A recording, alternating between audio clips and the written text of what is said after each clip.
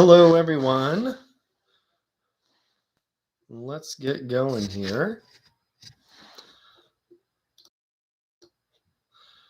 All right. So we're going to get live here real quick. Again, today's topic, what we're excited about for fishing season this year. So super excited to have this conversation with you guys in regards to what we are excited about, getting things going. So let's give a moment for everybody to hop on and see where we can go here. So, again, thank you everyone for making Dad Life Fishing Adventures a stop on your routine as we put out new videos. Hope that we're providing some fun stuff for you guys to enjoy. Really excited about what we can do. So we're excited about several new things that we get to try out this year, but also want to hear from you guys about what you're interested in, what you're excited about. So really interested in seeing that as we get going here on this live. So awesome. Fixing some stuff here with lighting. Cool. All right.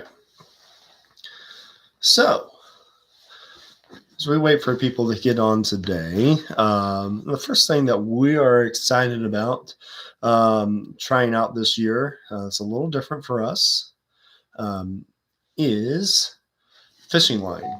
So while we're not changing in a big way, we are changing in a small way. Calm the phone down here for a second. So we've always been a big fan of Power Pro braided line. Not always, I wouldn't say always. It wasn't always around. But when we made the move from fluorocarbon to a braided line, Power Pro just was the way to go. So I just had posted a picture on social media of the 3 line options that we're going to be using this year and how exciting that is. So I'm going to show off what we're doing. So first thing, there's been a lot of debate here recently about bright colors lines, or if you stay with that normal mossy green, dark camo type color for fishing lines. So I went all out this year and we got 2 of the same thing. So I like to get the 20-pound test, and I'll explain why, Power Pro braided line. But this time I'm getting them in both colors, so the mossy green and the high vis yellow. So super excited about that, to try the high vis color, to see the benefits of high vis, to see if it actually changes anything, because it might not. So a lot of people say that it doesn't affect anything, especially if you use a fluorocarbon leader, and we do. We use the Seagar Brazex leader material. So really excited about that. Again, excited. It's the 20-pound test. We're again the high vis yellow and the moss green color. The reason why 20-pound test. So what we're fishing for most of the time are bass, some northern pike, muskie, but we're really kind of shying away from the bigger fish, catfish, walleyes, but nothing really that's going to put the stress on a 20-pound or more braided line. You really look at that heavier line a lot of times because of the cover they're fishing through, whether it's high weeds and stuff. But we got ways of working around that too. But we use a 20-pound test specifically because of casting distance improvement. So we went to braided line because of casting distance improvement, but we stay in the lower tier. So we actually get the benefit of that lower diameter line size based on that monofilament fluorocarbon sizing. So want to maximize the benefit of the braided line while we're doing that. So that in itself is an important piece of what we're trying to do this year. Something we're excited. Again, trying new things, trying new colors. that is a big thing. But we are also trying, and we tried it for the first time last year, but we are trying officially the upgrade, which is the Power Pro V2 Super Slick. It is the 8 braid system, 8 filaments braided together. So it's extra smooth, and we are going with the cool blue color and 40-pound test, and that will be doing our mainline activity for our northern pike and muskies. A lot of people use a bigger, thicker line, but the way that we're going to fish, we feel that 40-pound test is going to do just great on those spinning reels. We obviously, with that same setup, no changes at all. We broke a hook in a muskie's mouth last year. It had no fault in the line size strength at all. We actually busted terminal tackle because it was too strong. It withheld everything. So we're super excited about that. That's gonna be a lot of fun for us. So we're waiting for people to get on here on the live stream. And we'll talk about things that we're excited about. So I'm going to focus on a couple trips that we've got going on coming up here. So that's going to be a lot of fun. We're going to be on here for the long haul tonight. So we're going to go from 8 o'clock. Well, we're a little late because we got home from an awesome trip. The family did. Tired up the little ones. That's why Reese is not with me today. He's already in bed. So he was super sleepy after having a fun day at Science Central in Fort Wayne. So had a blast up there. Learning equals fun. Super fun days. So really excited about what we're going to get to do. So our first fishing trip of the year, and we did the same thing last year. So we're kind of a repeat, but it is such an amazing fishery. Really a must try sometime in your lifetime to go fishing on the flats in the Florida Key, Florida Bay area. So definitely have to try that. So we're going to be doing a day trip and a half day trip. Reese will be joining us on the half day trip. So super excited about that. Really excited about what we're going to encounter this year. Every year is different. We go early, but the fish are just awesome. And it just depends on that day, the weather conditions, the moment, on what's going to happen while we're there. So that in itself is going to be pretty awesome. We're super stoked about it. It's going to be one of those kind of like it's once in a lifetime, but we're doing it multiple times, which is even better because it's a must do thing. I would stress that about anything.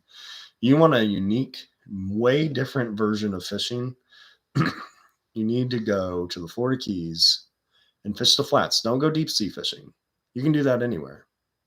That's very similar no matter where you go. Flats fishing, it's one of a kind experience. Go after some redfish, snook, go after permit if you're lucky enough to get close to one, tarpon. Again, if you're lucky enough to be there when they're coming through the system, and just a wide barracuda are super fun. Jackfish are super fun. Grunts are super fun. Snappers are super fun. So many vast variety of things. But before you leave the Florida Keys, talk your guide into cutting up some ladyfish or jackfish or something and go after some sharks. Nothing huge.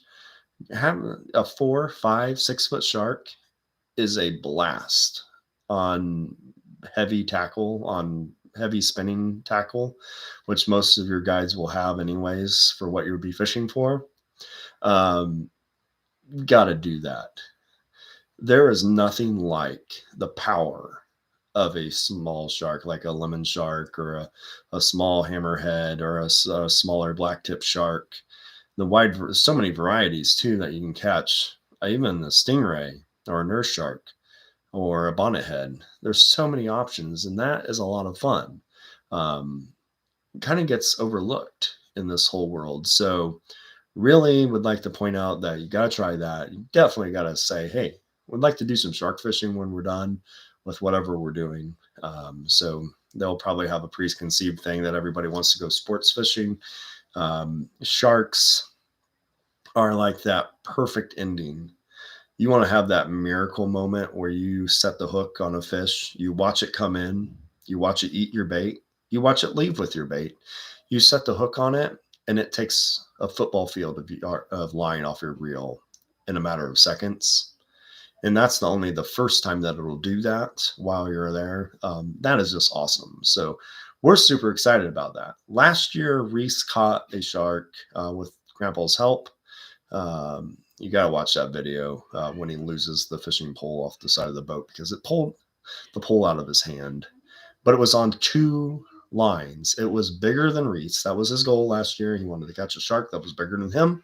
It was a big old lemon shark, and it was every bit of what it took two men to bring in on heavy spinning tackle. So that was a trip and a half, and that was awesome. So super excited about that, to do that again. And again, we don't know what we're going to do. Some years it's going to a certain area and catching snook and redfish like they're bass. And the next year it'll be chasing fish in the deeper channels and catching jacks and snappers and grunts and all sorts of different things. And another year it'll be the year of the shark, where they're just like all over the place. You can't hardly get away from them. And then you'll get the magic moment when there will be a permit or another massive game fish that just shows up, and you're like, oh, and you get that fish of a lifetime moment. Last year, Reese got a huge triple tail. That was a super fun fish. Got to go back and look at that video sometime to see that happen. My dad has caught a 20-pound class permit before. It's a fish that takes hours to reel in. Just true fighter of a fish. And you catch it like in a foot of water, and that thing leaves like a bullet. And it's of like no fight that you've ever had before. You think that maybe a muskie or a big northern or a big old bass fights hard. They don't fight hard. People think that smallmouth bass fight hard. They don't fight hard. No. Any fish in the ocean fights harder. Any fish. And when you catch the kings of the fish that fight hard, you want to be exhausted after catching a fish. You go Florida Keys fishing and you fish in the flats, and you will get something that will fight you to the bitter end.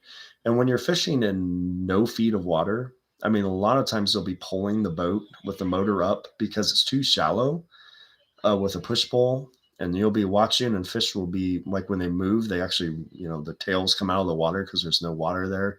When you catch one of those in that situation and they take off horizontally, not vertically, they don't go down like most fish do. When you're fishing normal depth water, they'll go try to get to the bottom. This fish will go out and go out and go out and go out. And you get to hear that sound of that reel is just like magic. Seriously, like magic. So that's exactly what you want to see and want to have when you are out enjoying yourself. So this trip is super excited, but there's a whole nother piece, not just the time that we're going to be out in the boat and fishing and in the best of the best of the best water, but fishing off the dock is a ton of fun there. So from where we'll be staying, we'll be able to catch snappers and grunts, maybe a sea trout or a jackfish. You never know what will really be swimming by. But the other thing is shark fishing at night. That was fun last year. Super excited about doing that. Put a bag of chum out, tie it out, put it out in the water, let it sink up the place a little bit, catch a couple of smaller fish, cut them up, throw them out, nice cut bait, boom. We're going to get some action. And this year, I bought a travel. I wish I had it with me, but it's already packed up to go. Bought a travel shark rod. Um, Already had the bigger spinning reel, the Daiwa BG, that I've been using for muskie fishing. So that and that travel shark rod are going up there, and I guess I'm gonna have to hold on tight because those two rod and reel combination will put some hurt on a fish. So last year I hooked something, didn't catch it, hooked something that spooled my reel. So I intend not to have that happen this year. I'll go with that. I intend that will not happen this year because I will be able to stop it. But if it's really like a 7-foot blacktip shark, I might not stop it. So we'll find out. But that combination will be a shark rod, obviously the Daiwa BG spinning reel, 4500 class, and the Super Slick Power Pro V2 line. Combination with a leader, shark hook, and cut bait. So that'll be awesome. We'll be using a lot of shrimp to catch the snappers and other stuff off the dock. Maybe some artificial baits to see if we can get something that's like a barracuda or a jackfish or something that'll be bouncing around the area. So we'll see how this goes. But all in all, super excited about that trip. So that is a big goal for us. That's gonna be the first thing with what we're going to get to do this year. First thing that we're going to be excited about. Obviously, the moments that we get out on the water. We're hope to ice fish maybe tomorrow.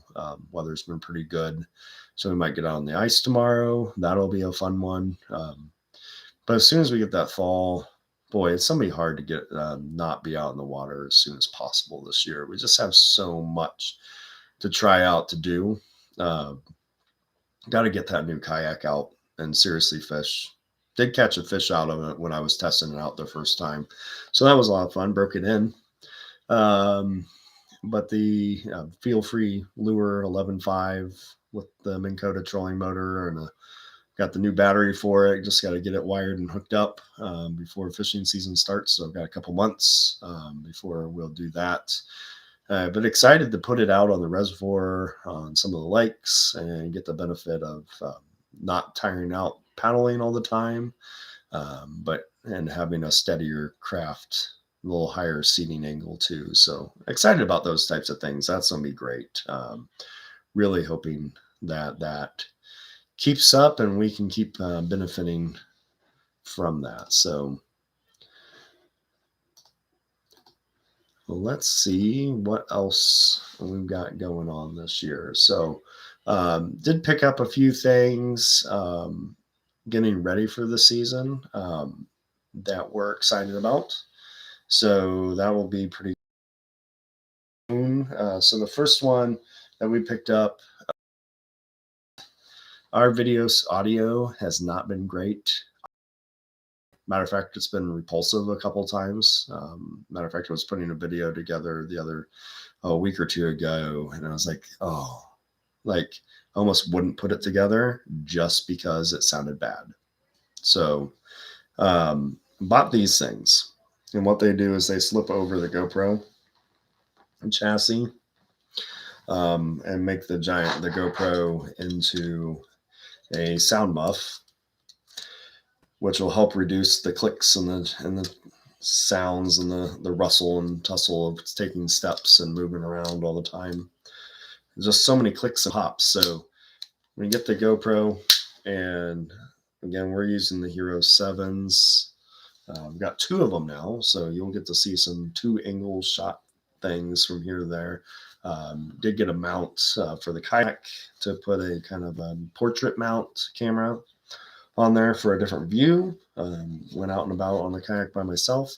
And as Reese gets older, he might have a chesty mount or something of his own to use. So we'll see on how that goes. But yeah, it just packs right in there. The camera packs out the front. I've modified one of them so I can use my battery pack charger for all day power.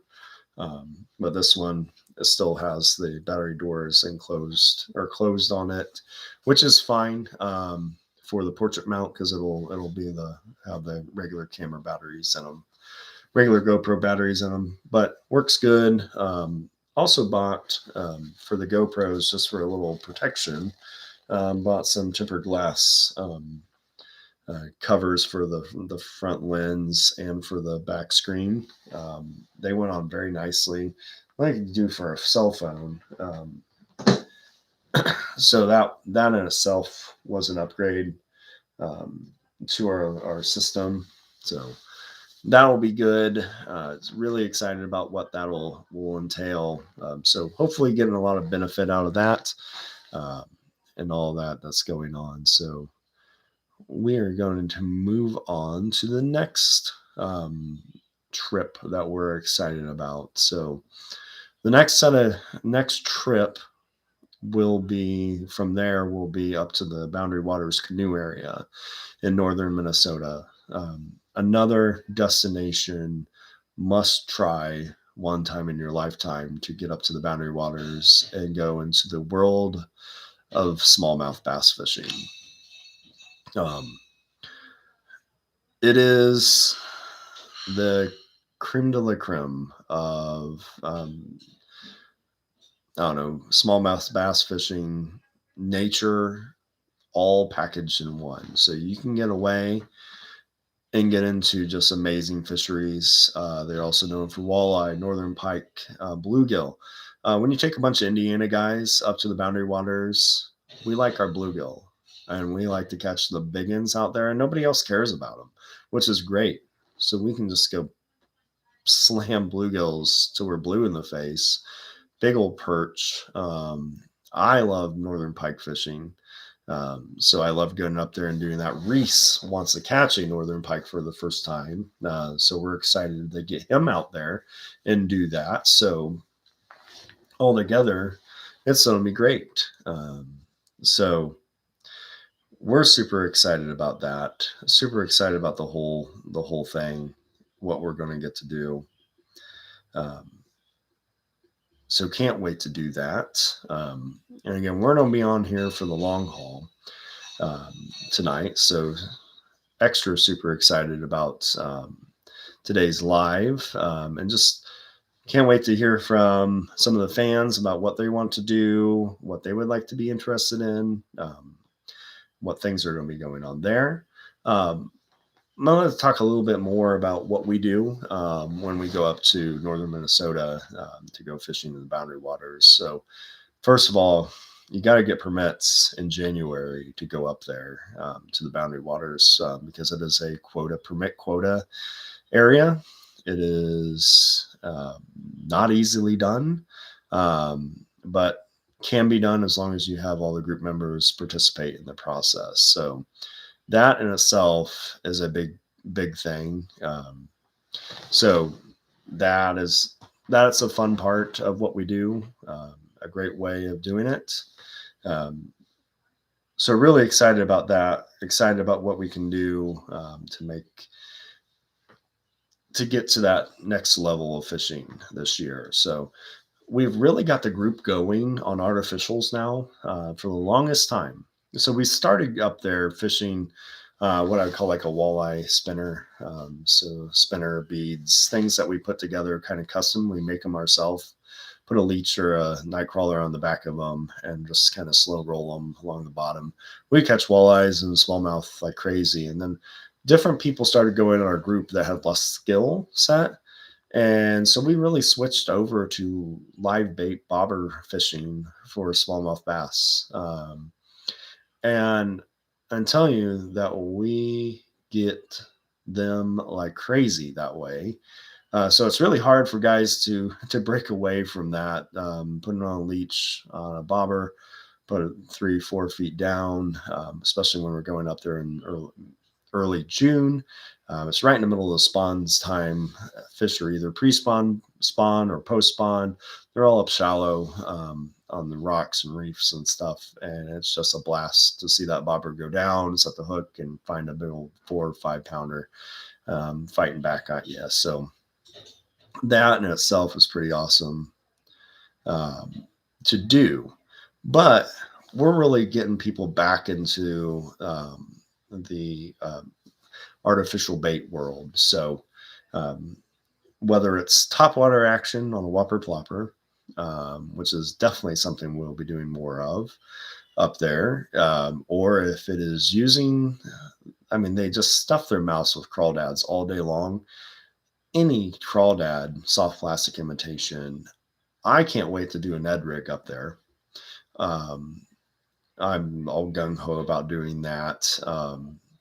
But I've just done a lot of soft plastics. And oddly enough, my favorite soft plastic bait to do up there, though, is the Zoom Horny Toad. Um, and I have just a technique where I will throw it into the dangest, shallowest of shallow water and twitch it. And for whatever reason, those smallmouth bass, they can just hang out in a couple inches of water and they just love it. Well, if you're out fishing 3 or 4 feet off the side, that bass never will see that bait because it's up tight and up shallow, shallow.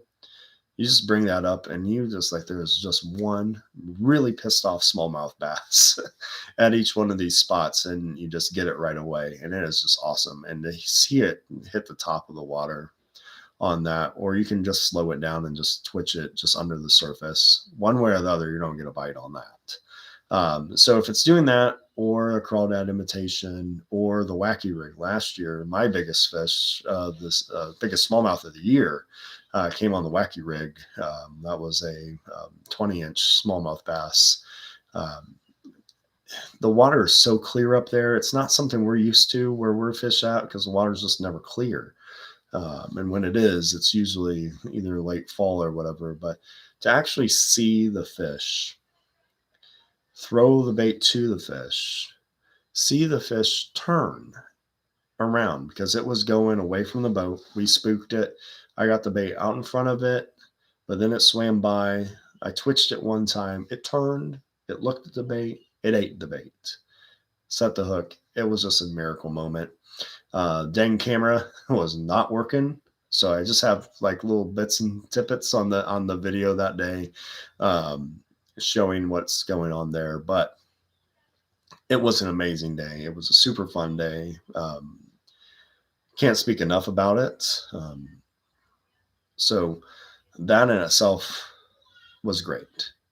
And just can't wait to do that again. Can't wait to participate in our tourney that we have up there. So our group, we draw random cards, and one day we have a competition in the morning. We do a 4-hour biggest bass or biggest 3 biggest bass tournament and see what we did. So I'm the reigning champ from last year, so I'm super excited to defend my title. You actually see the trophies right up here. So we keep a plaque every year. So we're on plaque number 2. So we've been doing it a while. We've actually been going up to the basic area that we're at for a little over 30 years. So altogether is super fun. But I'm looking forward to defending the tournament victory from last year. So got some pressure on that for sure. But when you think it through, put the best baits that are working, see the weather, that's hard not to catch fish. Though some people in our group, they just have problems catching them. So we'll see how that goes. But that is something we're super stoked about. Give a shout out to the best place to go when you go up there. Is La Terrell's Resort and Outfitter, just north of Ely, Minnesota, on Moose Lake, the gateway to the Boundary Waters, many people will say. Great accommodations. Really excited to be there, enjoy that trip. Hey, hon. And Harper is downstairs saying, "Daddy, daddy, daddy, daddy," while watching. That's awesome. So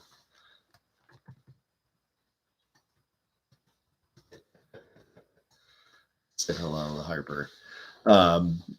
So it's excited about that trip. But I got to give a shout out to, how it makes our life as easy as possible. So many people that go up to the Boundary Waters go canoeing. And that's a big part of it. Then that is a lot of fun. And, someday we might do the go out and go wild trip. Reese and I might do that.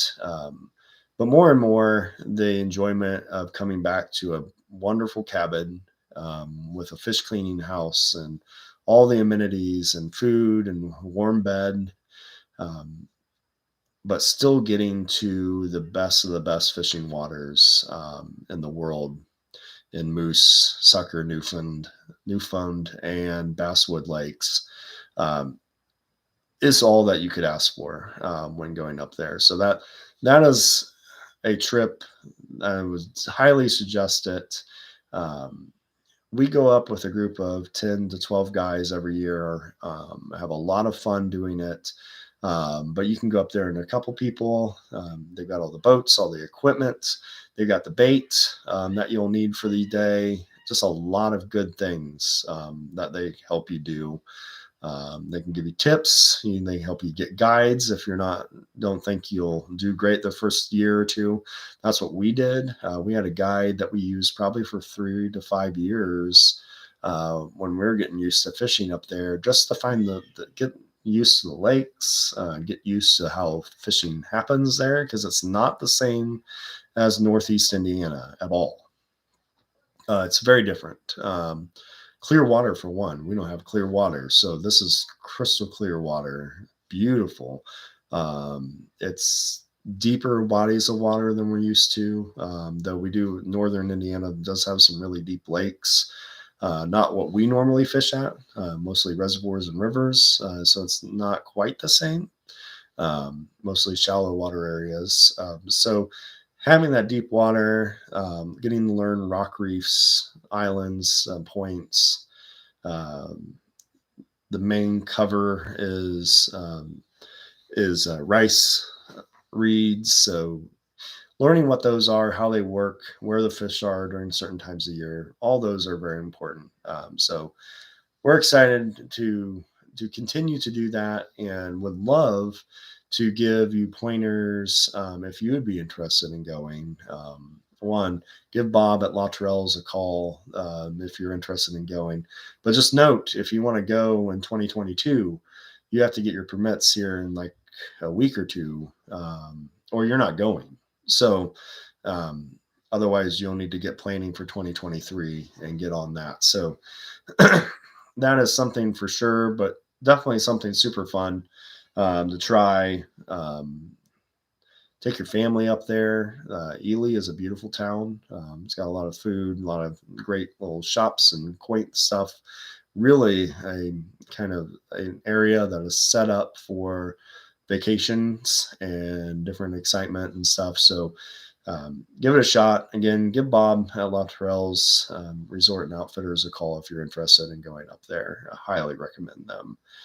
We've been going to Moose Lake the entire time. We had to switch outfitters, but when we had to switch, we went to Lotterell's right after a year of trying something else out, and it went.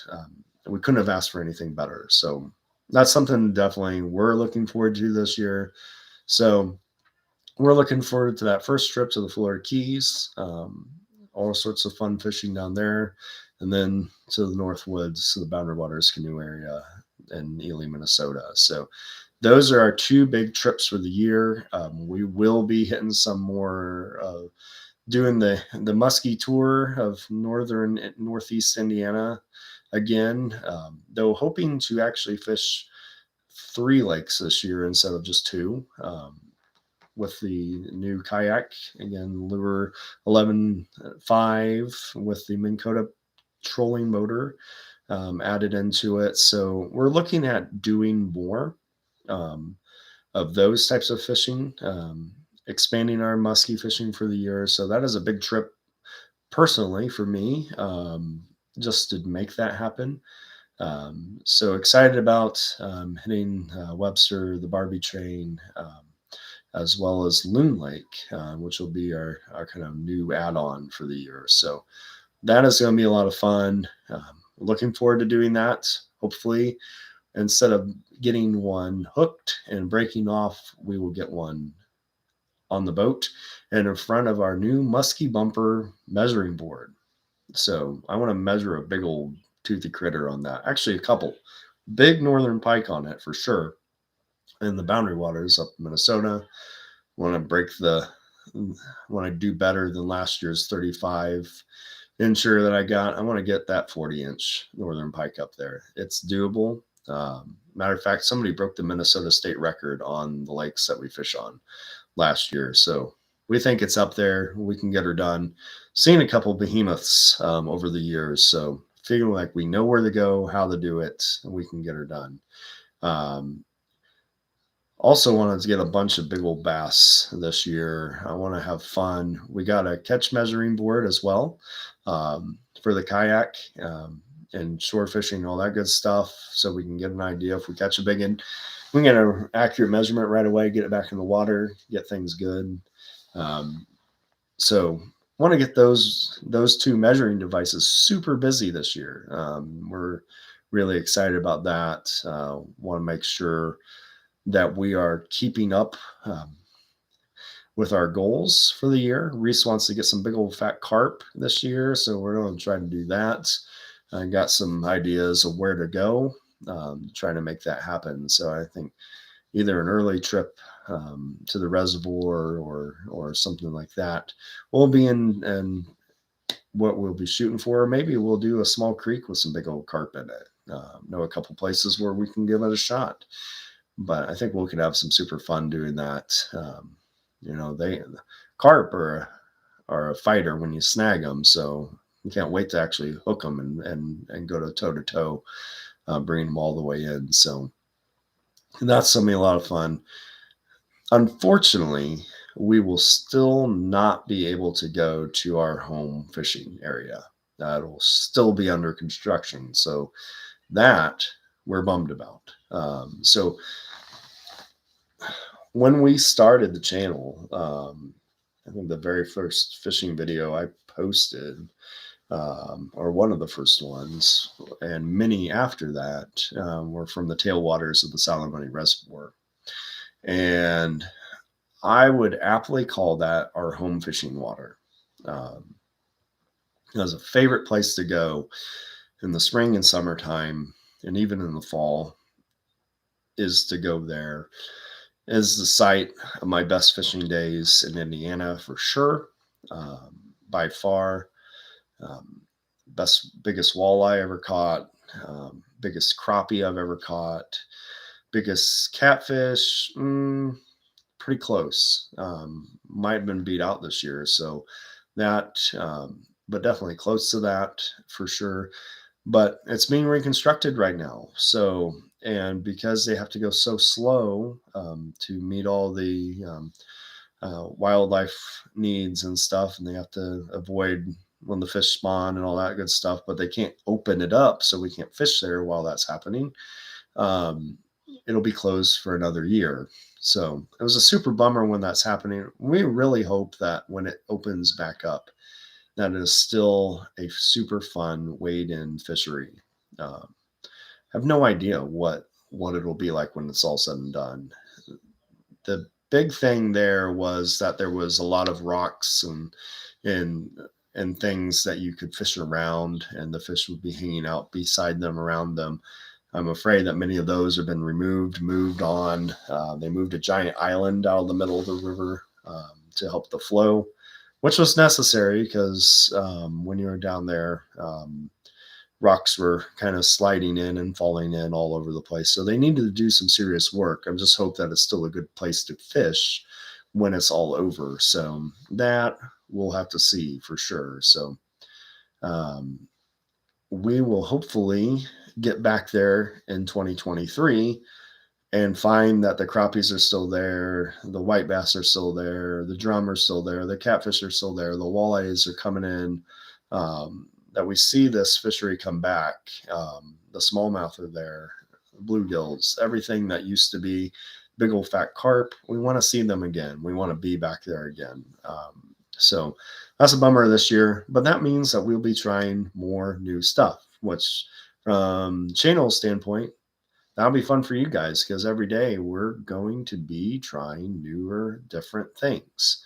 We got maybe some stretches of river that we haven't done. We're going to be back at the little streams again this year, back on the Salamone, back up north in some of the lakes.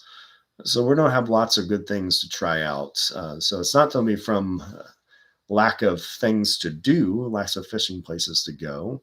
We'll still be on the Salamone Reservoir and river upstream, so we'll get the benefit of a lot of the fishing action there, just not the spillway itself. So um, we may try some other spillways if we get up to it. Mississinawa is just a little further drive. The Roush isn't the best one, but it's a little bit closer to us, so we might try that as well.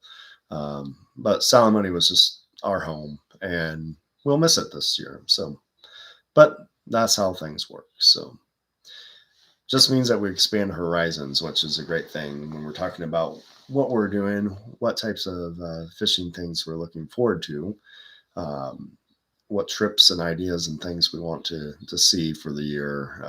That's a big piece of it. So, um, we have a whole slew of baits that we're excited to try. And matter of fact, I went on online the other day and ordered a bunch of different types of crawdad imitation baits to use as part of the Ned Rig equipment that I bought. So I bought some Ned Rig jig heads, bought those bunch of different crawdad stuff. I got a couple other types of baits that I'll use for that. So that fishing technique specifically, I can't wait to really fully understand and use this year, especially on the rivers and small creeks, just to see what can happen. It's an upgrade on what I've done. Um, the other thing I'm super excited about is the Whopper Plopper. So we've had the 90 size. That's just crushed them last year, and we're definitely been using that a lot. But I got Reese a 75 sized one. Has the style that has a deeper belly on it. So that's an exciting one. He got that for Christmas from Grandma and Grandpa actually.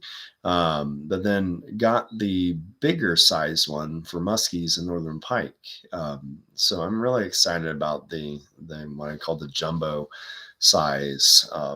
For topwater action. So that'll be filling in a role, especially in the springtime if we get up there muskie fishing or when we're up in Minnesota to see if we can get any topwater pike action. We'll be using that bigger Whopper Plopper to see if we can entice them along. So I've got a bigger, much bigger topwater muskie bait, especially for the fall, later summertime fishing for sure. But all the above, I think that's going to be a lot of fun to use that bigger Whopper Plopper there. So definitely will fit better with our bait and our reel and everything that we're going to be using. Did get the second muskie rod for the year, as well as a new reel for that. So we got the Daiwa BG reel last year. We also got our first offshore angler gold series split grip spinning reel. So all combined though, we're hoping to get another setup. So one, when we're up in Minnesota, I wanted a Reese to have a northern pike pole as well. So we got another one of the poles, and also picked up a different reel for that one. So I'll actually grab that real quick here. So, so we got this offshore angler, and I'm actually going to do a video on this guy here soon, just showing off a little bit about what we like about it. But it's the offshore angler frigate. It either a pin or a Daiwa reel have to it. There's a few things it doesn't have, but was able to get it on sale.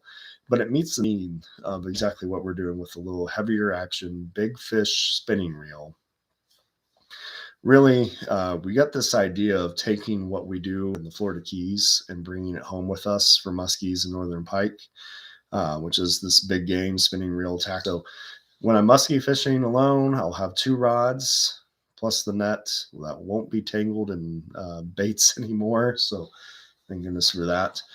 Really excited about the kayak though. So allow more energy to put on in fishing and less energy in paddling. Um, it'll just be getting on the water, plug the trolling motor in, and the battery we've got should give us all day trolling motor action. And we won't need it to run the trolling motor all day, but we will definitely be seeing some benefits there. So all together, it'll be super fun. It'll be a lot of fun to get that guy out in the water and see if we can get one of those toothy beasts to hit.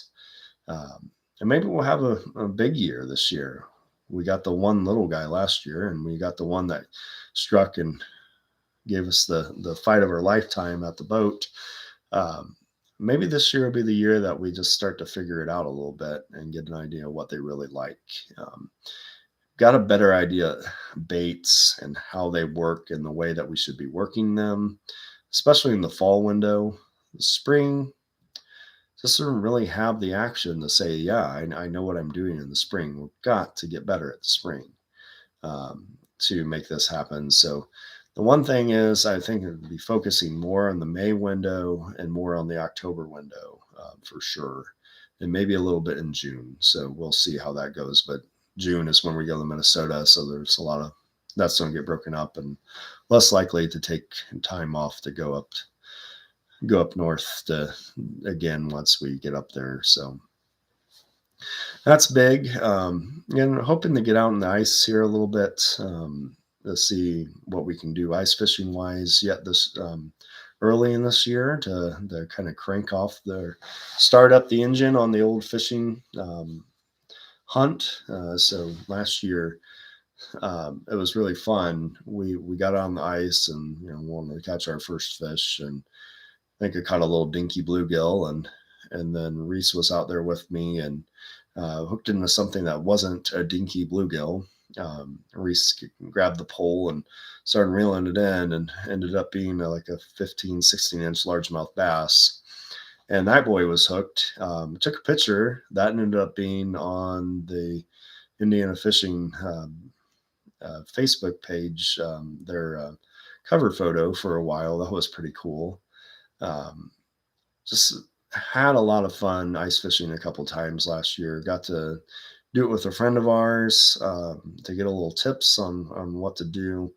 We got to learn how to do it on a small pond, and that'll probably be what we'll do again just to get comfortable with that.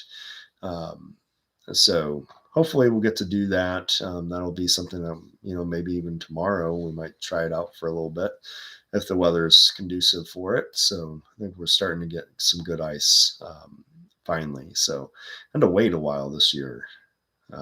Northeast Indiana, especially south side, definitely is not. So super conducive to getting ice on the lake. So I think we finally got it.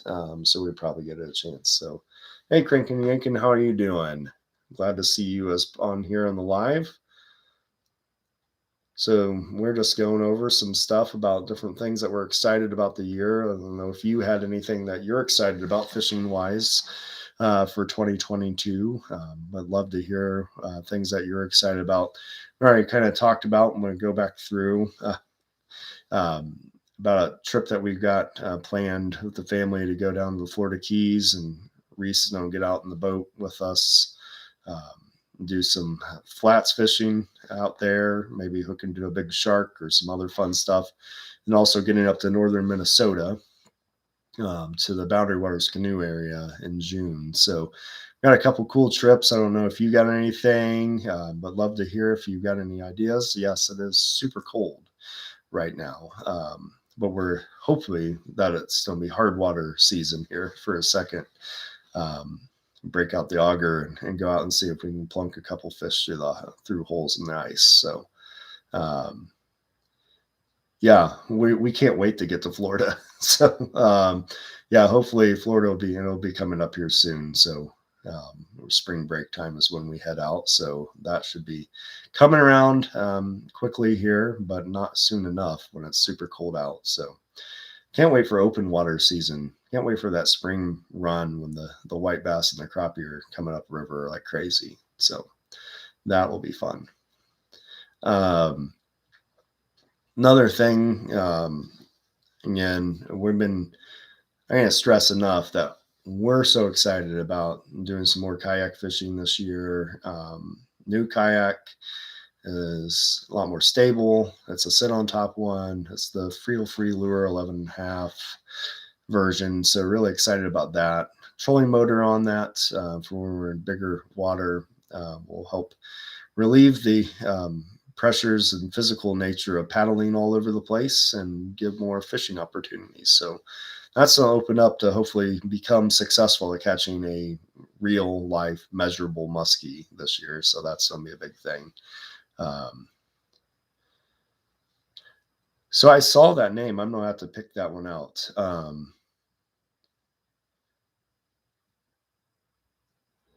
I have to check them out. I don't think we're going to be down in the Keys, but I'm definitely going to be checking their channel out. Thanks for saying that.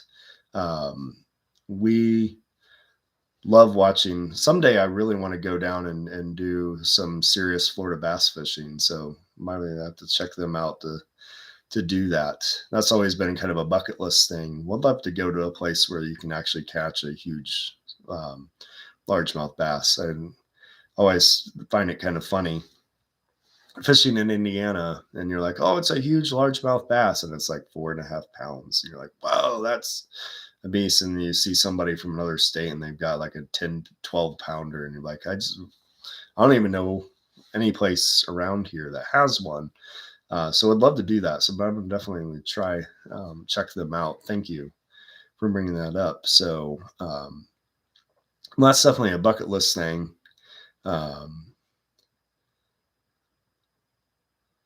Awesome. Yeah, definitely have to do that. Um, but yeah, that's a bucket list thing to get down to Florida and see that the special fishery they've got down there. My great grandpa actually was a guide on Lake Okeechobee. Um, it was just a place that I always wanted to go to, just personally, just to experience what he did years ago. So that in itself is definitely something to see. So thank you. I think I'll be subscribing before the end of the evening here. So love finding more fishermen on YouTube. Has been a blast. I don't know how important it is to learn from other fishermen. Most of my fishing knowledge has come from my dad, my grandpa. Here recently, it's come from a lot of YouTube stuff. It's also come from a couple guys that I call my kind of like fishing go-to people. I'll be like, hey, I've got um, a lot of I don't know what it'd say questions, or like, hey, this is going on. What are you thinking? What are you thinking about doing? And I just got a couple guys that have got a lot of experience that I just and good friends, and they help out figuring out how to fish and what to do, and they're always so supportive of what we're trying to do here on the channel. um, that's a lot of fun. Doing this YouTube thing has been a lot of fun for me, a lot of excitement. So that alone is kind of a driving force, and has also kind of pushed me to say, hey, we should need to try to do some new things to stretch and to grow. And that's, I said, I went out and I bought a bunch of different crawdad baits because I want to try to do the Ned rig and just try out different things and see what I want to do during the year. That's a big goal of mine, to actually try that out, see how it works, where it benefits me. I want to use it up in Minnesota. I want to use it on our rivers and streams here. Um, but just having new baits, like last year, literally bought my first ever Whopper Plopper, fell in love with it, and now I bought, I think, well, now we have three, maybe four. I don't know the count. I'll have to look at my box now. But we got different sizes, different colors.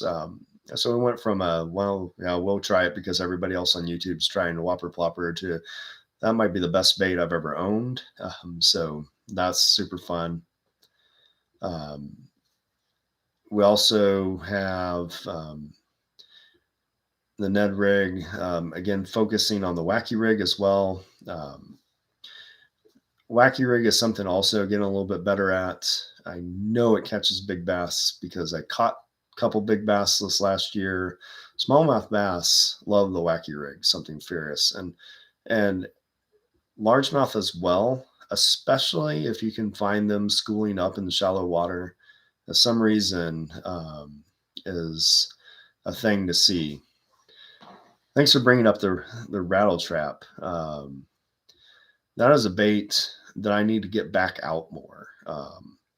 There was a time period when I would buy them like candy. I've got to try to do that more. Um, love walleye fishing and bass fishing with them. So I got to pull that out of the tackle box more often. Thanks for bringing that up because that's something for sure. That's a bait that's been around for a long, long time, but still is a really good option. And kind of forget about that when you're getting so excited about some other stuff. And it's crazy how fishing works, where you get engrossed in one type of fishing for so long, um, and you then something new comes and you don't use that bait anymore. But like that was your bait, like you knew it, like you put it on your line and fish threw it out there and you knew you're going to catch a fish because you had confidence in it. But you keep moving your confidence bait, but your other baits are still good. So got to keep doing that. I've got to get better at crankbaits. So um, in general, the the contest, the oh, what was it called, the creek pack challenge, that was hard for me, in many ways. One, because we chose to do it in late fall, which was just dumb, but that's when we heard about it. So they weren't biting as well. It would have been way easier if they were biting nicer 3 weeks earlier. But that's just how the cookie crumbles on that. But just crankbaits in general, just don't have experience in using them. I've got a box of them. I've got some nice ones. I'm sure I can catch fish if I try. So, um, but got to learn how to use those more. The one thing we don't have in Northeast Indiana, where crankbaits are used the most, is our reservoirs don't have largemouth bass populations in them, or very little. So that is a little bit hard. Um, yes, and those little guys that don't weigh anything, yes, super hard to cast.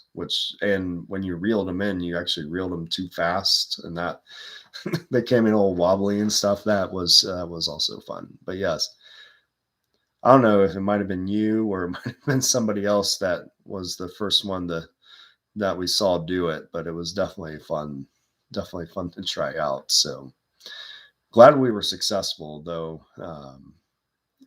just barely, and we didn't catch any beasts. So, but I still got them. So who knows? Maybe this year would be the magic moment. I want to take a couple of those baits out when the crappie are hitting like crazy and see if I can get crappies to hit them. I think they will work for that.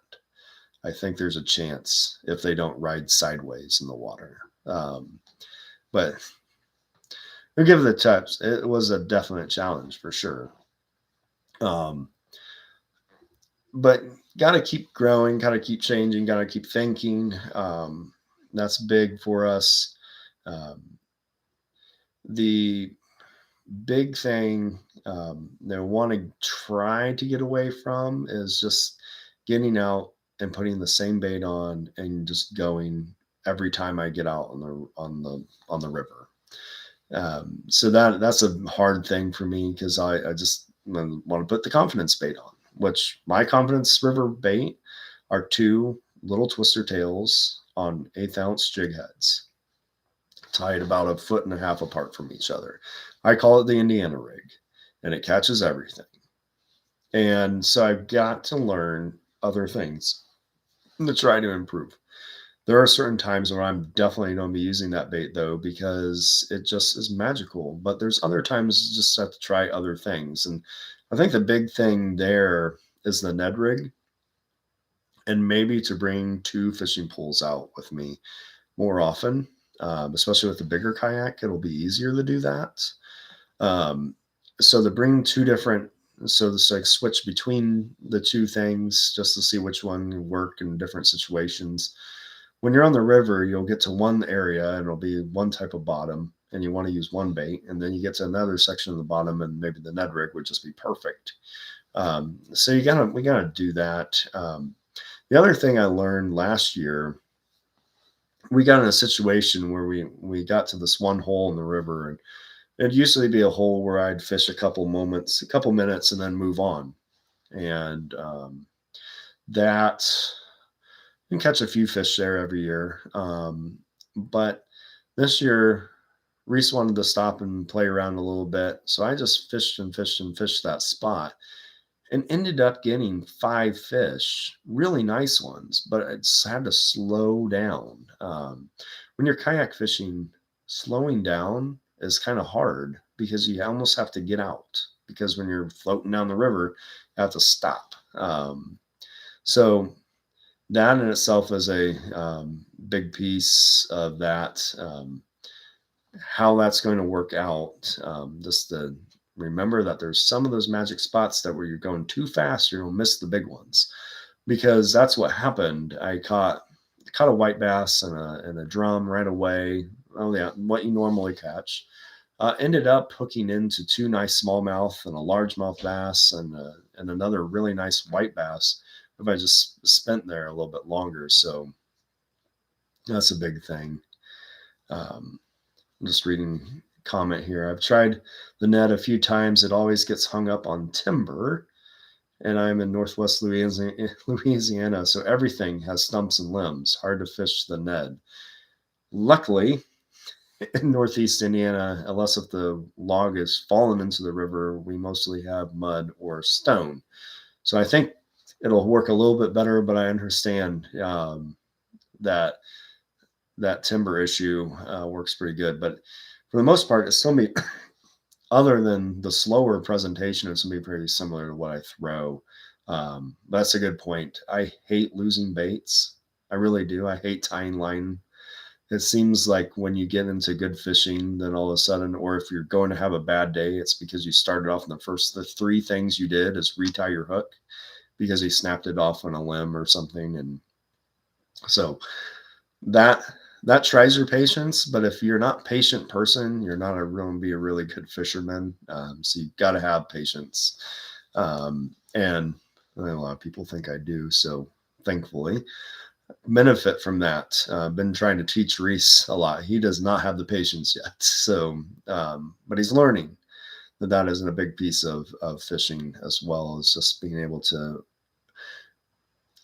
outlast the dead water time when you're just casting and nothing's happening, or making it through having to change your bait, or working your way through a nasty tangle or snag or whatever.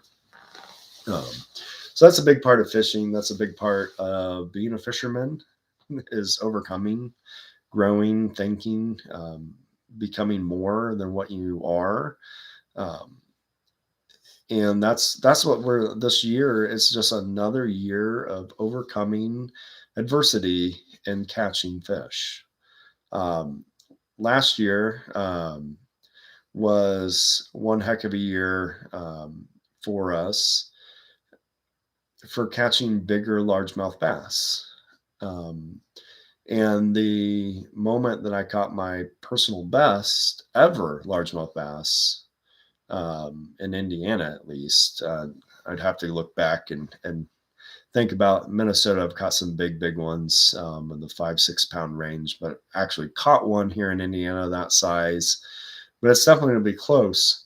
The problem was the day I caught that, I brought the kayak out to a lake that I love fishing. It's a secluded one. You have to kind of like portage your way out there on a hunting trail. But a super fun lake, has great bass in it. For whatever reason that day, it was windy. It wasn't very warm. Springtime should have been perfect, but the fish were not biting. Had a couple short hits. Nothing ever took. I tucked my kayak behind the only island on the lake, tucked it in, and fished the break where the current was ripping in front of the island. Then I hooked a toad of a bass and brought that sucker in, and that was just a beautiful fish. The problem was is that the only fish I caught all day. Um, Caught that on the Zoom horny toad, which is one of my favorite soft plastic baits. Definitely my favorite soft plastic bait for largemouth bass. Um, Whether you fish at top water or just under the water slower, um, which is how that fish was caught. Um, it was a lot of fun, but it was an adversity day. It was the day that I thought I was going to the best water that I could fish that day because it was flooded and the rivers were flooded that day. It wasn't a great day for some of the other options I had. So I was like, I'm going to catch largemouth bass today. I'm going to have a fun day catching largemouth bass. And then got there and they weren't playing well, but the big one was. So that was big. Hello from Japan. Love to see you from across the pond. Um, I won't try to do anything crazy, but when I was in high school and middle school, I took Japanese class. But other than Makaru Kun is my name, I can't do too much from there. So, um, yeah, when your one fish is a good bass, you can come back with your head held high for sure. But as a fisherman, you've got to make it through those days for sure. Um, was out the other day, and the only fish I almost caught got away struck at the shore and never really got the bait in its mouth. But you just have to do that, and that's the reason why you keep coming back. You have to have some of those fish that story fish that like I'm going to go back there. There's a good fish there. I'm going to go back and I'm going to get it again. I mean, what happens? So not every time you go out there is magical. I Reese and we enjoyed watching Scott Martin this year, his YouTube channel, when he was going through the Bassmaster tournaments. I don't know if you watch on TV and you watch Bassmaster, it looks like those guys are catching fish like every moment of every day. Like they're out there just swinging, but they're only showing the best of the best of the best of all of them. Um, and it was interesting to see how many bad days there were of fishing, how many missed fish he had, in the group of guys that they're filming there. And this brought that whole idea of the professional fishermen, like they're not that much better, um, minus the equipment and stuff, than what any other fisherman is. And they have good and bad days. They have days that just are abysmal, and they have days where they just can't not catch fish. And you see that and you just have a little bit better feeling about yourself. Like, okay, we can actually do this. Like in any weather condition, we can find that fish that needs the bite. And that definitely is something that we're focusing in on to continue to do this year. Been a driving force for mine. I think our family motto is that we don't quit. So I always tell Reese, what do we do? Lotzenheisers don't quit. So when fishing's bad, when we are hiking out to the river to fish and we stumble and fall on our face, trying to hop over a log or step into a hole, we get back up and we keep on going because that's just what we do. If the water's cold or we find out that the conditions aren't the greatest, we still stick around and find out if we can do something. So, another thing that I love to do, that I tried out this last year and can't wait to do again, is catfish from the kayak. That is, I don't know, something I really think about as an option. Love catfishing. Most of the time, I catfish while wading in the river or shore fishing or wading below a dam or something like that. Um, and so really did have to think about what how we could do that better. So last year I did come upon, well, I've got one of the biggest fishing YouTubers out there, which is Kayak Catfishing. This the guy is a wizard when it comes to catching catfish in reservoirs and big rivers, on his kayak, and it's completely changed the mindset of what you can do. Um, I had the benefits of trying more of the old style cast out, and weight technique from the kayak, one time during summer this year. Caught a nice one. Really opened up the opportunity for the kind of the dog days of August, as a fishing option. Um, Catfish are great. I love fishing for catfish. Matter of fact, there are many a times where I was bummed out if I didn't catch a big catfish, just because it's so much fun. They really do fight hard. So the next time out, though, I used his technique where you actually kind of drift around, in the deeper channels, and fish a foot or two off the bottom with live or cut bait, and caught a really nice catfish doing it that way. And that was later in the year on a really cold, nasty day. So both of those videos are out there for you to see if you want to go see them. But also, it just opened up a door that, hey, we can do this. This is a whole nother option, a whole nother thing to do. When we just feel like, well, I don't know, like it's a hot day in summer, it's August, and nothing's really biting all that great. Well, the trying this drift fishing technique. So yeah, so what you do is you, either drift or slowly troll, with either paddle or with a trolling motor, um, down the riverbed, and you fish the baits vertically below the kayak. So they literally are a couple feet apart down below you. You have to use a good 2 to 3 ounce weight, hold them pretty much vertical, and you literally just paddle beside fish, and they'll come up and smack it. And if I wouldn't believe that it would have worked if I didn't watch, kayak catfish catch them one after other. Matter of fact, he'd have times when there are like 2 or 3 fish on different poles. He'd have 4 rods out at a time, and he'd have 2 or 3 fish on all at the same time. So it works, and it works in Northeast Indiana too. So he's like a Kentucky, Tennessee area guy. So it works in Northeast Indiana. I think it'll work almost anywhere. They have big catfish, flatheads, blues, channels, all they like.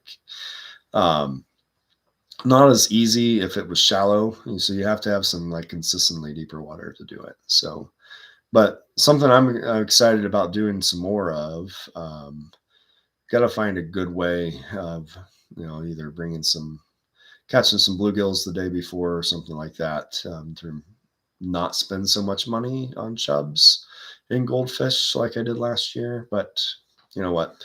It's good fishing. So, and it usually fills up some time when other things aren't actually biting. So, um, that was a big thing last year.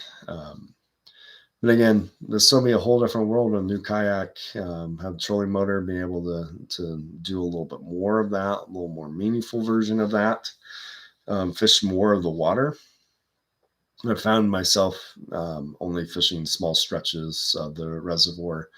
Could probably do a whole chunk of it, with the new equipment. So that will be very fun, to try multiple stretches or multiple channels, that type of stuff. Um, Beyond that, again, focusing in on our 2 big trips to Florida and to northern Minnesota this year, seeing how those things are going to go. Again, I started off, the live today talking about, one of the things I feel very passionate about, which is, fishing line. Lily could never be super confident about anything in the fishing world, because the moment that you say it, somebody else is doing something better with something else. But there's never been a thing that has improved my fishing better than switching from monofilament line to braided line, um, whether for all fishing. So this year we love Power Pro braided line, and we're going to be trying again 3 different things. So we're using our old trusty moss green 20-pound test, trying the high vis yellow color this year. There's a lot of people saying that the color doesn't matter as long as you use a fluorocarbon leader, which we do already. But the high vis helps with the visibility of the line and seeing the action of the bait. So that's great. And then the V2 Super Slick that we'll be using for our musky pike and saltwater fishing. A little heavier, but good castability with that 8 braided line. So we're really excited about that. Almost everybody I talk to that goes along with us up in Minnesota, again, we go with a group of like 10 to 12 guys. We've got almost all of them now using braided line, just because of the memory, the castability, the strength, not tying. Those things just really make it work well. And it's really exciting to see that, to be part of that, and to help people out. And that's one of the reasons why I got onto YouTube in the first place. I thought, one, I loved learning from other guys out there, but thought maybe I'd have a few things to share to help others in their fishing as well. So that is a big piece of it. So we can talk a little bit about goals for this year for the channel. So again, we have 2 channels, so Reese Life Dad Life and Dad Life Fishing Adventures. On Reese Life Dad Life side, we have the video that talks about our actually on both sides, we have the videos that talk about our goals for the year. So Reese has some fun goals for himself. One is to catch his first northern pike. I think we'll do that on day 1 up in Minnesota. We'll get that taken care of for him, and hopefully it's a beast. I'd hate for it to be a little one. I want him to catch his first one. It's got to be at least 20 plus inches, at least. So we're just going to go ahead and say that it's going to be a good one. We don't want it to be a 40, because then he'll be jaded the rest of his life. So, but we don't want to be a dinker. So we're going to have to do good. We're going to have to go to a good spot and get him something right away. Our favorite bait for that is the Williams Wobbler or the Mepps Cyclops spoons. So when pike fishing, that's definitely the fun stuff. I'm hoping to get one, though, on that big Whopper Plopper. I want to see a topwater northern pike hit more than anything. So I think that'll be fun all on its own. We'll see if that will happen. So that's one thing on his list. Another one is to go carp fishing. Carp fishing. So caught a lot of carp accidentally over the years. A few of the times actually hooked them. They'll eat worms. So that'll happen from time to time, especially if you put them on the bottom. But I actually want to go out there and be more meaningfully fish for carp one time or a couple times during the year. So that'll be fun trying that out. He really, really, really, really wants to join the club of catching a hammerhead shark. That is going to be a really, really, really, really hard one for him to accomplish, but it's not impossible. So the story goes, my dad led the way. He lost it at boat side, but he had hooked and fought for a long, long time. A beast of a hammerhead shark. One of the first years he started going to Florida. And then 4 or 5 years ago, my dad and I were out fishing, and we were in this, I don't know, it was just a miracle of a fishing day. And actually had a little shark come up and try to eat a fish that I was reeling in. And I said, "Hey, can we throw out a a shark bait while we're here. And our captain at the time, he obliged and said, yeah, we'll cut one up and throw it out the front of the boat while we're fishing out the back. And that pole went off, and I fought a fish with power that I never felt before. And it was a 6 to 7 foot long hammerhead shark, a juvenile. And to say juvenile, it took every bit of strength. I had to sit down, and I don't stop fishing. If you know me, I keep on fishing no matter tired, rain, sleet, snow. I fish. Other people will quit, and I'll still be out there. So for me to quit, that was one heck of a fight. So that was a lot of fun to do. So he really wants to join that club. We will at least be in water with hammerhead sharks. Will we catch a hammerhead shark? Well, it's like one every 7 years. So is this his year? The kid is awfully lucky. If you watch, he catches really good fish all the time. So who knows what he'll do? He got his goal last year catching a shark that was bigger than him. So he can do it. He can do it again. That would definitely be a thing. So we'll find out. We'll find out for sure. But he wants to do that really bad. Again, he's got the goal of carp fishing, northern pike.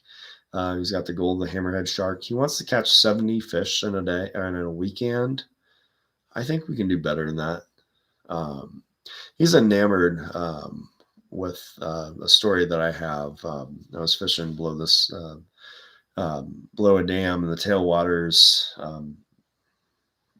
several years ago, and it was that magical day when every cast was a bite.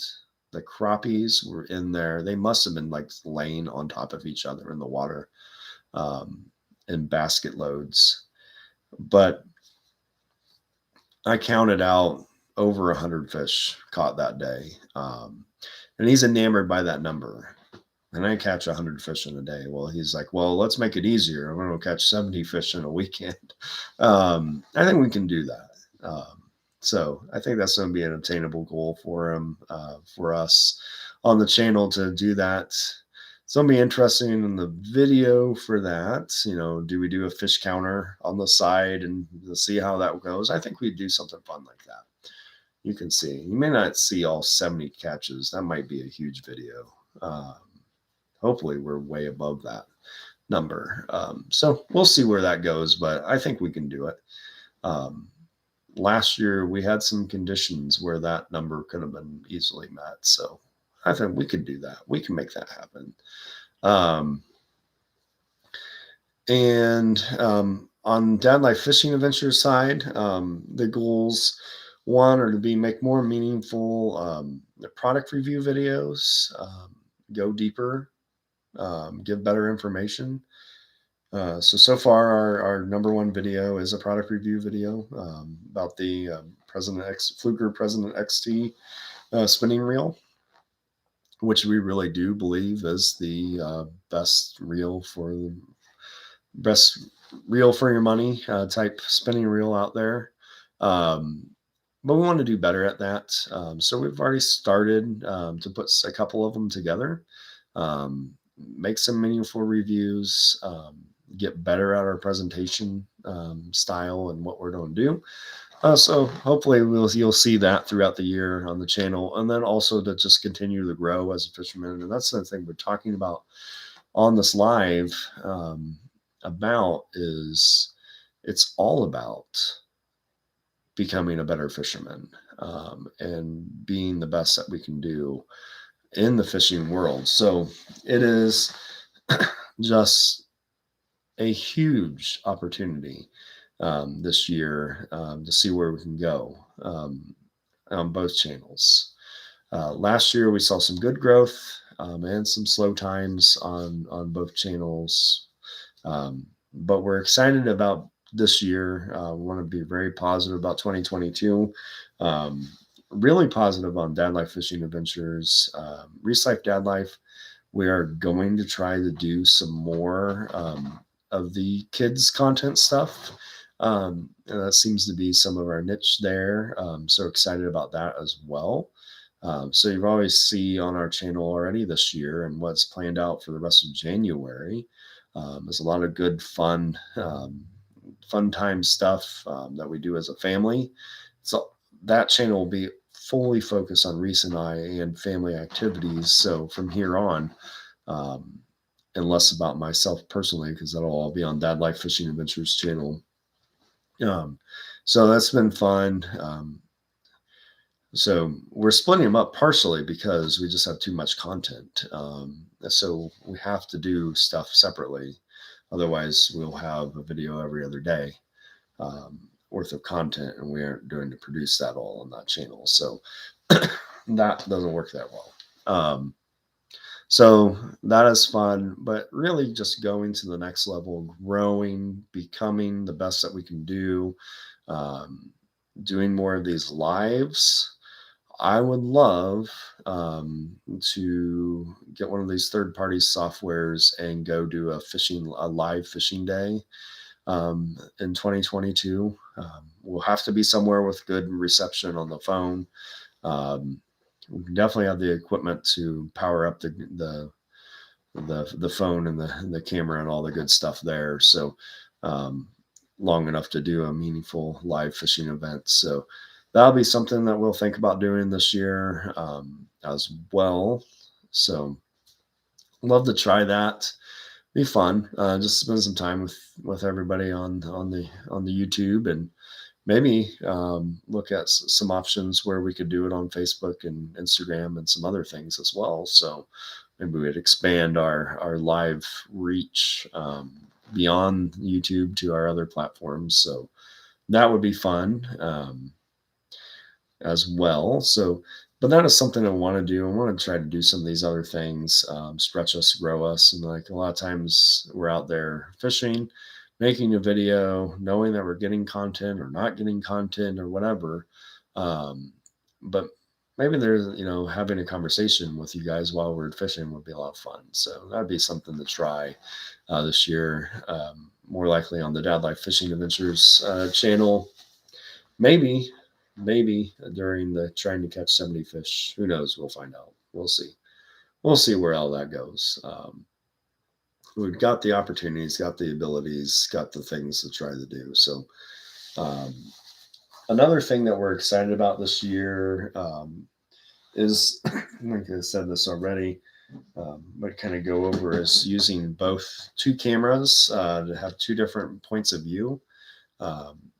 For especially when we're out kayak fishing, to have one Hero 7 black and another one going one on either the chest or the hat, and another one being more of a portrait view for catches and conversations that we'd have while we're out in the water. So I'd love to have that. Again, biggest thing that we're going to be doing recording wise improvement for the year is audio. And I'm sorry that our audio hasn't been the greatest on our channel. Hey, Live the Fish, glad to have you on board. So we got two of these cool sound muffs that we are super excited about. I think that's going to remove a lot of the pops and the clicks and the different things that we hear on audio wise while we're out fishing. Also making some improvements of things that move around on my vest and stuff to help to reduce that. So really hoping that makes a difference. Think that a couple of times I've been making videos, especially here recently, where just the background noises have been a lot. So not super excited about that, but excited that this will help reduce that greatly, and some other thoughts. One of the other things that I've been thinking about doing, especially when kayak fishing, is switching from a chest mount to a hat mount system or head mount system. So I've got the strap. For a moment, I looked at about the Action Hat brand hats, but didn't pull the trigger for whatever reason. So um, maybe that'll be a purchase later on in the year, or we'll just work on a way of making a hat that we already have into a action hat. I think the big thing while kayak fishing, the problem with the chest camera is it's always looking forward and miss a lot of the good action. Um, when you're in that fixed seat position, looking forward all the time, miss a lot of the good action when the fish is close to the side of the boat. But your head is always facing that way. So I think that will be a good opportunity to use the head camera. The problem is it's just not as comfortable. So we'll see. And it'll be a balance, but we might be trying that throughout the year to see if we can get a little bit different view. It's either that or to look into a pole and have it posted so the camera would be like over our back shoulder. But then we'd have to look at a different audio solution that we're probably not excited about doing right now. So like to have it right close so that when you're talking, that camera is the audio, that your audio capture camera as well, and having the muff on it will definitely help with that. So we're excited. You also see our new YouTube live mic. So got a new microphone for that as well. So audio, hopefully, a little bit better this time. So we're really looking at audio. So two parts of the video is the video and the audio. The GoPros do great on the video, especially when we're outside and having a fun time. But audio is another part. We're also doing um, a much more meaningful look at our thumbnails. So we're going to be using a new product this year. You've already seen them out already for the YouTube videos that have been produced already for January, that have been out so far on both channels. But we're looking at a much more meaningful way of creating thumbnails, and that is through a program called Canva. So have a Canva Pro subscription, and we'll be using that to help create a more appealing thumbnail. So they have some really great tools, pre-built things, templates to use, um, wide variety of text and different things, photo manipulation software, that type of stuff. So I'm really excited about that. I was just watching a video just about how to become a better YouTuber. And this is to remind you that if you spend 30 minutes, an hour, and multiple hours putting together a video, um, but you spend a couple moments putting together your thumbnail or your title, you're probably missing it by a way. So I'm going to take that to heart this year and spend more time on the title, more time on the thumbnail, working on that, trying to see that opportunity to kind of help boost and grow the channels in both ways.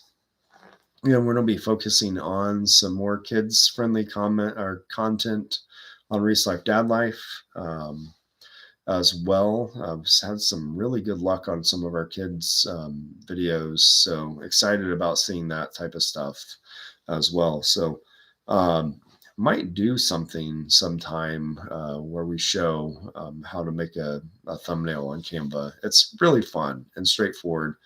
And there's so many different ways to do it. It's been a great tool already. Use it for other things. I help with the trails and a downtown revitalization group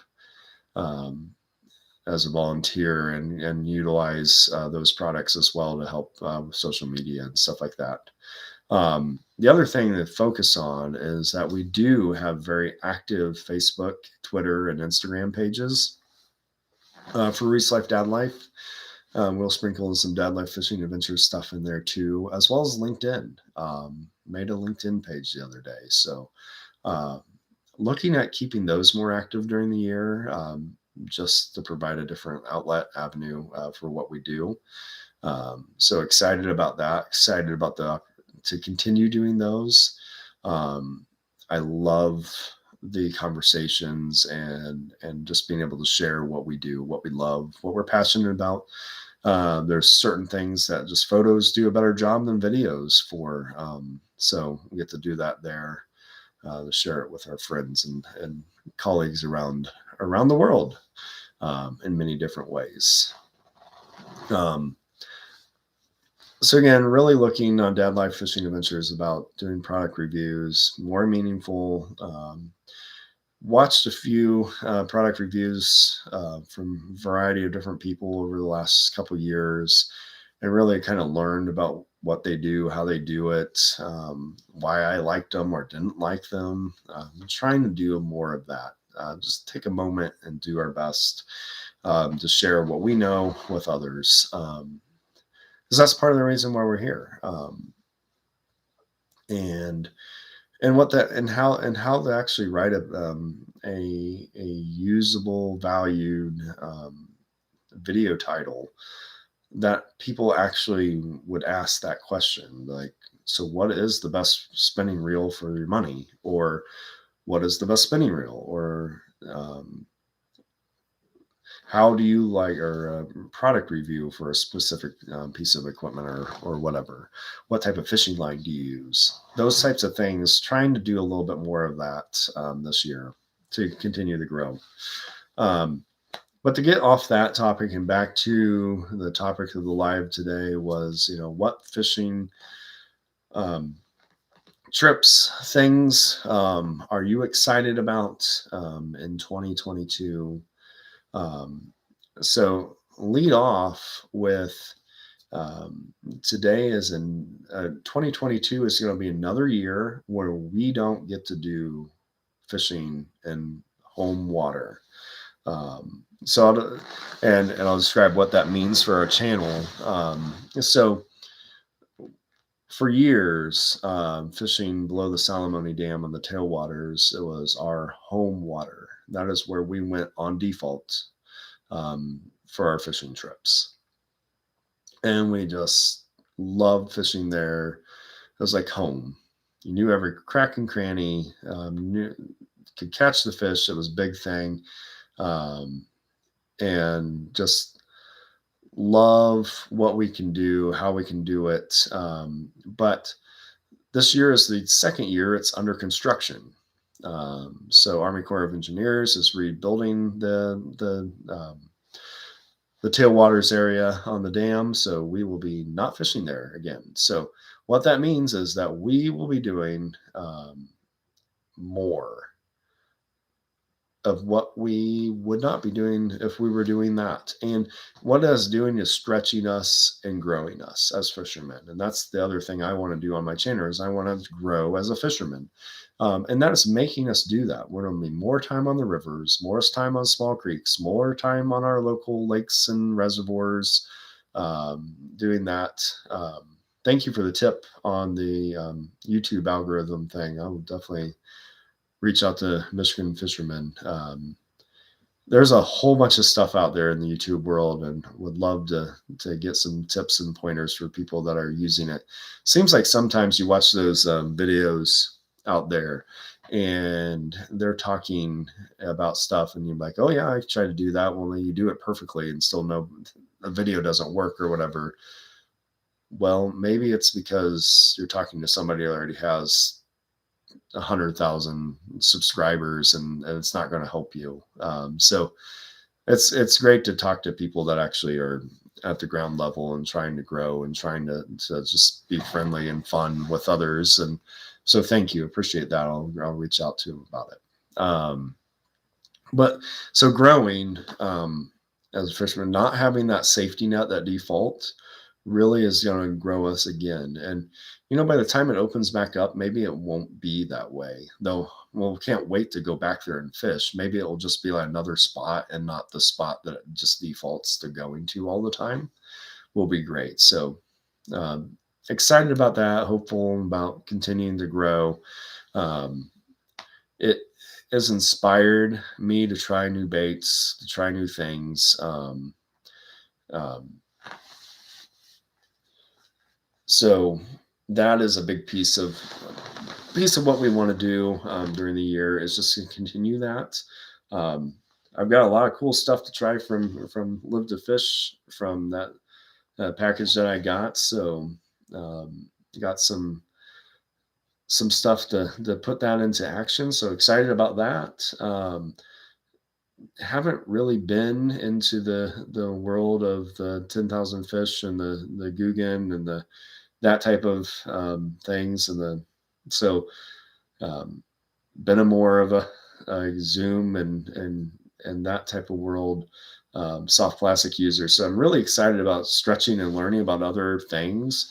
Like I was telling earlier, I went online and just bought some like totally different brands of crawdad plastic soft plastic baits this year just to try them and learn what one works better and really looking at using them in the Ned Rig presentation.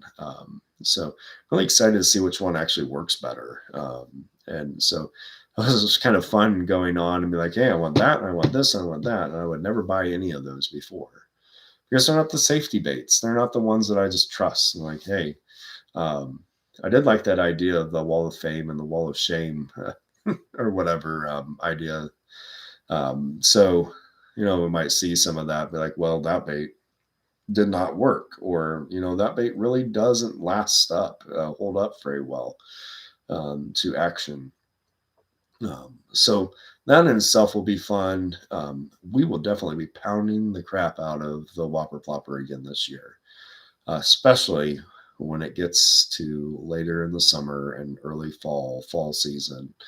Um, it That bait alone last year grew us the most from any bait that I've really ever just picked up for the first time and started using it. It rivals the Zoom Horny Toad as a bait that started using and just fell in love with instantly. Um, go back to the Zoom Horny Toad is my favorite soft plastic topwater bait ever. Um, and really started to use that as a way to get into super skinny water and when fishing in Minnesota, and as well as the fish weedless over the top of all the nasty weeds and scum that form on our ponds during the summertime here in Northeast Indiana. So that bait alone started a trend of like, I love topwater action.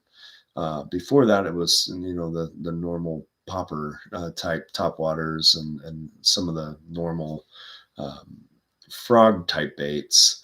Um, but just had the poppers you can't use if it's weedy because the hooks are under the water. The frogs, the little harder versions, just the hookup just doesn't seem to be the greatest. So that Zoom Horny Toad works great. But now understanding purely why people love and talk so fondly about the Whopper Plopper is because the smallmouth bass and the largemouth bass love that thing. Um, but it is specifically a big fish killer. I mean, it is a big fish catching bait by far when you're fishing it. So that is another bait. I can't wait to get into year 2 with it. I mean, it's like have to. Totally in love with it.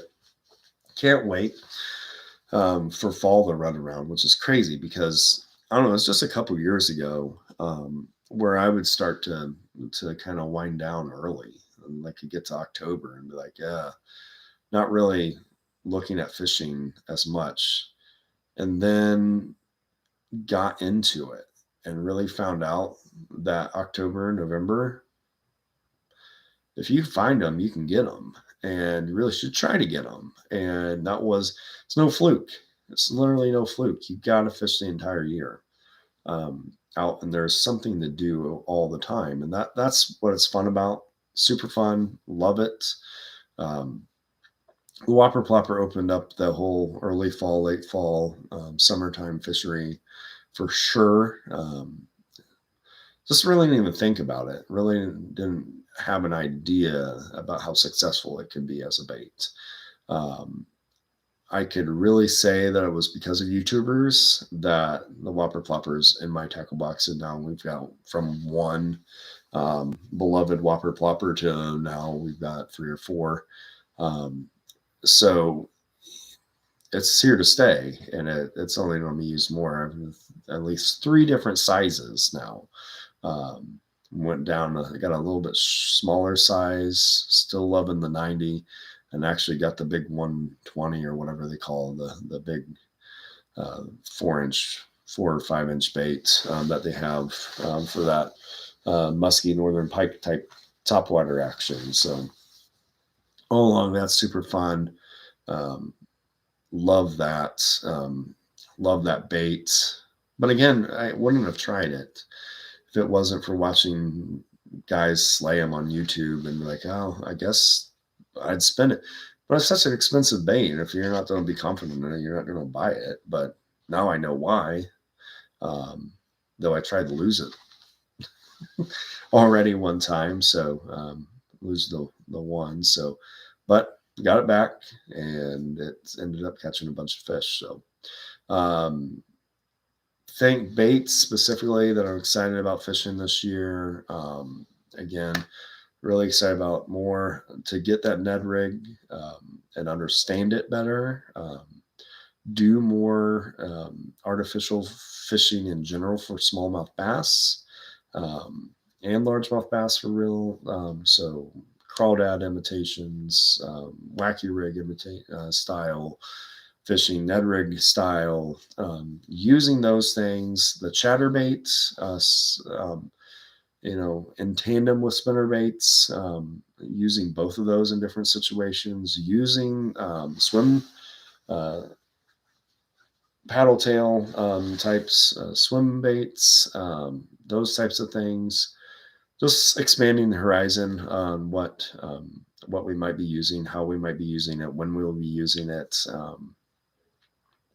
on the channel. So, and just in fishing in general. So it is fun to grow and to change. We'll still be getting some big old worms out. I think there's a magic time during the summer when just a gymongous soft plastic curly tail worm, weightless and flipping it out in the shallow water is just a miracle. There's also a time in the spring when a frog, a soft plastic horny toe frog, is the bait of choice, and just bass can't leave it alone.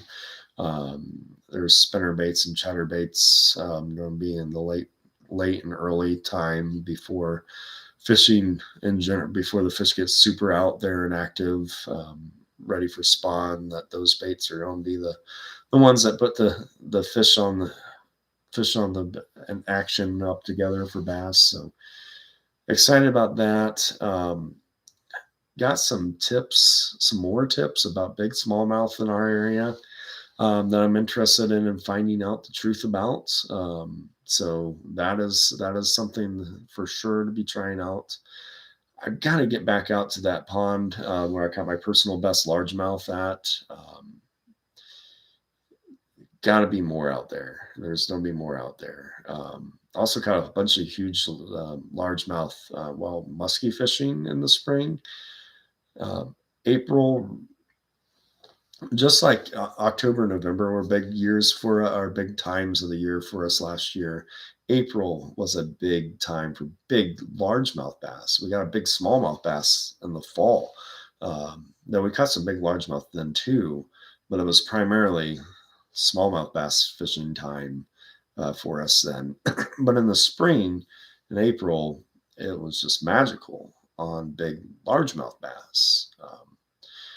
So really excited about doing that, seeing that, being part of expanding on that. And I think combination of spinner baits and chatterbaits, swim baits, that type of stuff will bring us into that level where we can just expand on, it's April, it's game time. We're going to catch a pre-spawn largemouth bass and go after our PB again. I'd love to beat it.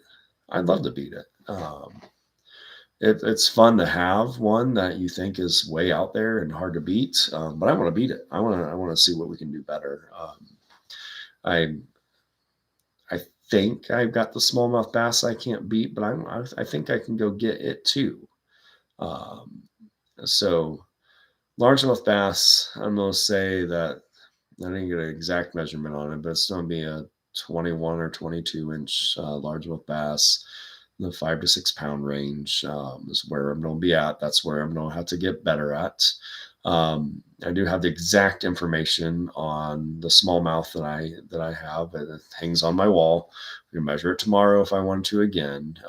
But 22 inches, 6.5 pounds is the number there. Those two numbers I think I can beat. I'm going to the waters where they swam and fishing again. Those fish can exist again and they can be beat. There's bigger fish out there that can happen. So I trust that, not to be complacent, that there's something to be hunted for and there's a proper way to do it. So, and both fish were caught in conditions and situations that were not traditional. So the traditional best spots were not where they were. They were not. They were out in the middle of nowhere, um, fishing flats. Both times I caught my personal best, both came from non-structure flat areas on the lake. Not on points, not on fall, not on laydowns, not on weeds, just out in the middle. And that's something that, hey, got to actually think about that as a realistic solution to catching big fish. Sometimes they're following bait, and you've got to fish where the fish bait are, not necessarily where the happy, cute, perfect looking rock point is. But if the bait's over there, you got to fish over there for the big one because it's hungry and it's eating. So, and they don't get big if they aren't very successful at eating. So you got to see that happen. Another thing that we got, I haven't really talked about, probably don't do a video on. Grab it real quick here. It's new paddle for the year for the kayak. So when you're talking about your motor, which is when you're kayaking, is your body, your paddle. I learned the big difference between a cheap paddle and a decent paddle last year. But I'm a taller guy, so the paddle I do have now actually is really perfect for Reese. So he'll be benefiting from that. But did get the Feel Free, and I got the one here, so that the Feel Free Angler series, camo series paddle. Got the bigger size, so that it better fits what I'd be using it for. It's a lighter weight paddle, but it's the bigger size, so it'll do that. It's again the paddle I have is the Vibe paddle. It's aluminum paddle. It's really great. I love it. But again, it's perfect for Reese, and Reese needs it more than I do because the cheap paddle that I had before, it's not good for long trips. But this one will. It'll be lighter. Has the same kind of concave paddle to it. So excited about getting that out there. When we're in the river and the trolling motor, which we'll be using most of the time on big water, isn't an option, then that paddle will be the motor system for the kayak, making it easier to control. Bigger kayak, a little heavier, bulkier. Definitely be excited about seeing that. Again, this year we're going to be focusing on audio improvements. You got the sound muffs. You see our live mic here we're using. So excited about that. Excited about so many things that we're going to try this year. Hopefully you see that as an improvement in our videos and our quality, better thumbnails, thinking about our titles more, that type of stuff. Really excited about that. Just very upbeat and positive for what 2022 is going to have. Please go back and check out our end of the year recap videos for 2021. You see those two videos, the top 10 best fishing moments. There are literally 10 excellent fishing moments in both of those videos. 20 in total, 20 in total, and that is just awesome. And we can't wait to do more this year. Hopefully our best of videos for 2022 will be even better. They're going to be hard to beat because they're dang good this year. So hopefully one of them will be a giant muskie. Or a 40-inch class northern pike, something to make the old process better. So one thing that we are doing, and you'll see, they'll be in the background of a lot of the videos that we do when we're doing talking to you guys about products and stuff. We are doing a kind of little Hall of Fame for the channel. So any magical moment fish that we catch, either Reese or I have, we're going to get a picture of that hung on our wall. So we're going to be starting to fill that wall up. We got a few more to print out from last year to add up there. But right now I'm just looking at it. Got Reese's 18-inch smallmouth that he caught 2 years ago that kicked off our channel, kicked off the Reese Life Dad Life Adventure video number 1. I got his 2 awesome double white bass that he caught on the same bait last year up there. Got my 35.5-inch northern pike last year up there, and Reese's personal best largemouth bass from this year, or from 2021. So it'll be fun to get all that stuff up there, see all that happen, to be part of that, see where that all goes. So we're going to see where these channels go. Have fun doing it. Have fun sharing with you. Can't wait to hear from you. Can't wait to watch what you guys are going to do. Excited about it. Please subscribe to the channel and support us. We'll have a lot of great things going on. Again, we're stepping up our game. So our game's going up, whether it's 2 views, 2 different GoPros, or it's the sound quality, or it's the the things that we're going to fish and the better filming techniques and stuff. We're excited. We're going to give it a try. We're going to go all out this year and have fun doing it.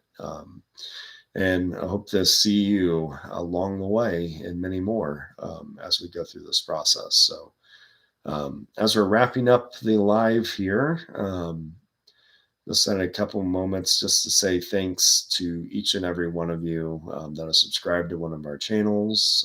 Hope to see more of you soon. But we wouldn't be doing it at all if there weren't the ones that we have already. Without you guys, we're nothing on here on YouTube, but just people putting videos on there, having a fun time. So we want to share it with you. We want to love what we do. We're passionate about it. We love fishing. We are the fishermen of our community. People know us. People love us. Fun to walk around a Walmart or whatever and be like, hey, I watched one of your videos the other day. Looked like you had a good time. Yeah, well, we want to do that more and more, and it's a lot of fun doing that. Can't say as highly enough what it means to share and to be part of the YouTube fishing family. So give us a like, shoot us a comment, subscribe to our channels.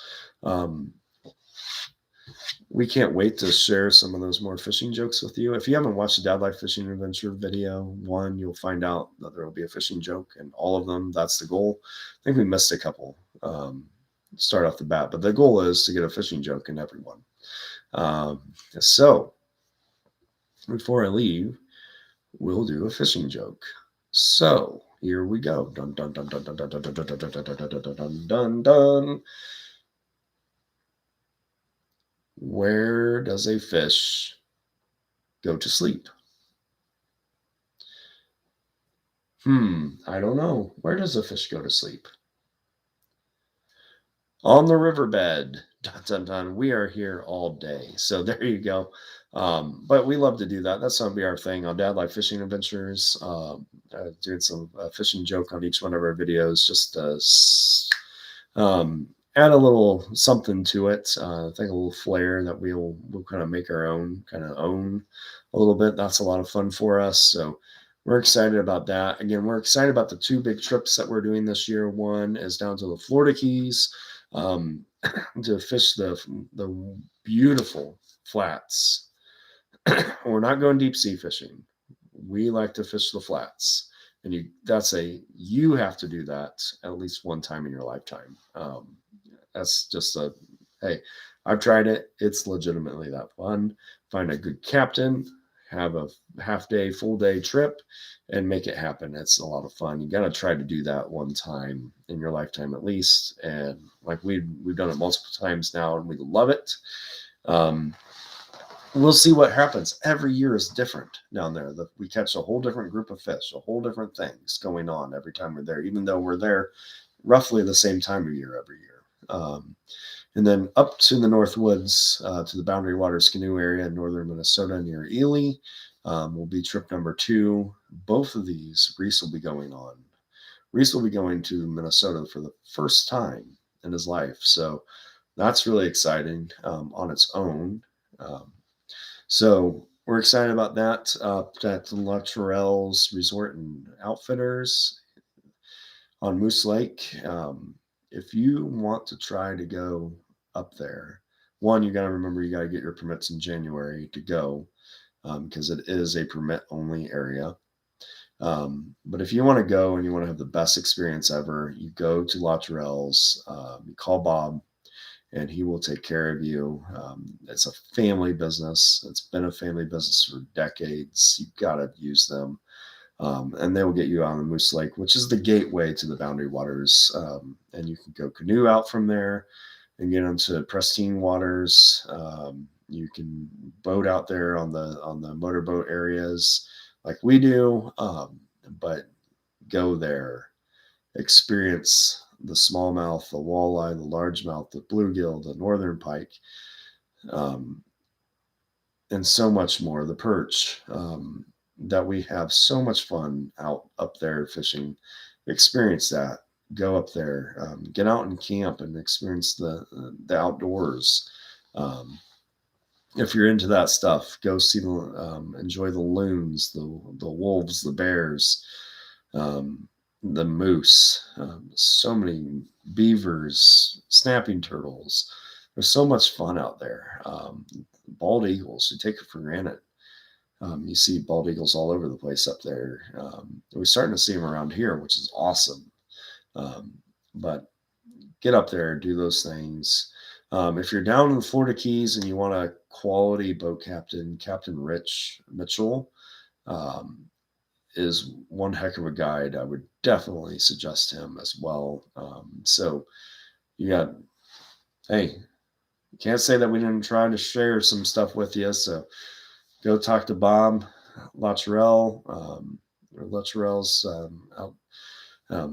Resort and Outfitters up in Ely, and talk to Rich Mitchell, boat captain, if you want to fish in the Florida Keys and have a once in a lifetime experience. So with that, thank you for watching this live. I had fun. I know it's 2 hours, a long time to be live, but just had fun talking, sharing. Hope that those that watched it live had a fun time. Also, if anybody that is will watch it afterwards, hope that you enjoyed yourself. Give it a like, leave us a comment, subscribe, and we will see you next time out on the water. With that, thank you, and we'll see you again.